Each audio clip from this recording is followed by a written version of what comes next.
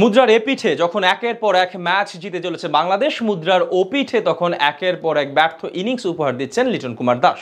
ব্যক্তিগত ব্যর্থতা এড়িয়ে গেলে আপাতত বড় স্বস্তি জিম্বাবুয়ের বিপক্ষে সিরিজ জয় করা। এই সিরিজ জয় এখন টি-20 র্যাঙ্কিংয়ে উপরে উঠে আসার সুবাস পাচ্ছে টাইগাররা তালিকায়। তবে কার অবস্থান কোথায় তাই নিয়ে বাকিটা শুনবো প্রতিবেদনে। প্রথম দুই ম্যাচে লো স্কোরিং জয়ের পরও সমালোচনা সইতে হয় বাংলাদেশকে। হবেই বা না কেন?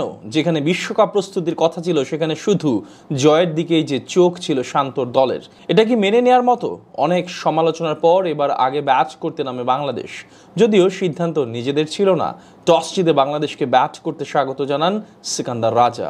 আগের দুই ম্যাচের চেয়ে এই ম্যাচটা অবশ্য বেশ উপভোগ্যই ছিল। আগে ব্যাট করতে নেমে 165 রান সংগ্রহ করে বাংলাদেশ। লক্ষ্য তাড়া করতে নেমে ম্যাচ জমিয়ে তোলে জিম্বাবুয়ে। শেষ পর্যন্ত জয় না পেলেও নাটকীয়তায় ভরা ম্যাচে 9 রানের জয় পায় বাংলাদেশ। এই জয় নিশ্চিত হয় সিরিজ, যদিও বাকি আছে আরও দুই ম্যাচ। এসব জয় বিশ্বকাপের প্রস্তুতি খুব একটা ভালো না হলেও টি-20 র্যাঙ্কিংয়ে এগিয়ে যেতে বেশ কাজেই দেবে টাইগারদের। এভাবে চলতে থাকলে যে র্যাঙ্কিংয়ে উন্নতি হবে শান্তর দলের, আর এক ম্যাচ জিতলেই টপকে যাবে শ্রীলঙ্কাকে। আইসিসি টি-20 র্যাঙ্কিংয়ে সর্বশেষ আপডেট আসে গত 2 মে। সেই তালিকা অনুযায়ী বাংলাদেশের অবস্থান 9 নম্বরে। 35 ম্যাচে 231 রেটিং টাইগারদের। এদিকে 13 নম্বরে থাকা জিম্বাবুয়ের রেটিং 34 ম্যাচে 191।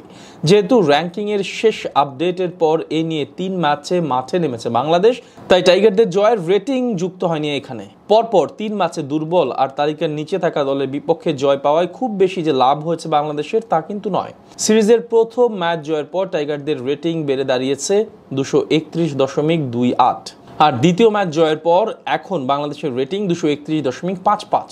সিরিজ জয়ের পর সেটা বেড়ে দাঁড়িয়েছে 231.83। যেহেতু বাংলাদেশের উপরে থাকা শ্রীলঙ্কার রেটিং 232, তাই পরে ম্যাচ জিতলেই লঙ্কানদের টপকে যাবে বাংলাদেশ। অবশ্যই এখানে একটি বিষয় লক্ষণীয়, এই সিরিজে যদি এক ম্যাচও হেরে বসে টাইগাররা, তবে 4 ম্যাচ জিতে যত পয়েন্ট অর্জন করবে তার চেয়েও বেশি খুইয়ে বসতে হবে। 4 ম্যাচ জয়ের পর মাত্র এক ম্যাচ হেরে গেলেই বাংলাদেশের পয়েন্ট নেমে যাবে 230.13-এ। আর তাই তো এই সিরিজের পর শ্রীলঙ্কাকে টপকে যদি 8 নম্বরে স্থান পোক্ত করতে হয়, তবে জিম্বাবুয়ের বিপক্ষে 5-0 ব্যবধানে জয়ের নেই কোনো বিকল্প। আইসিসি বর্তমান টি-20 র্যাঙ্কিংয়ের শেষ আপডেট অনুযায়ী তালিকায় সবার উপরে আছে ভারত, 264 রেটিং তাদের। তালিকার 2 অবস্থান করছে অস্ট্রেলিয়া, তাদের রেটিং 257। 3 নম্বরে আছে বর্তমান চ্যাম্পিয়ন দল ইংল্যান্ড, তাদের রেটিং 252। এদিকে 250 রেটিং নিয়ে 4 আর 5 নম্বর আছে সাউথ আফ্রিকা, নিউজিল্যান্ড। সেরা 8-এর মধ্যে থাকা বাকি 3 দল হচ্ছে ওয়েস্ট ইন্ডিজ, পাকিস্তান আর শ্রীলঙ্কা। অনেক সমালোচনার পর এবার আগে ব্যাট করতে নামে বাংলাদেশ। যদিও সিদ্ধান্ত নিজেদের ছিল না। টস জিতে বাংলাদেশকে ব্যাট করতে স্বাগত জানান সিকান্দার রাজা।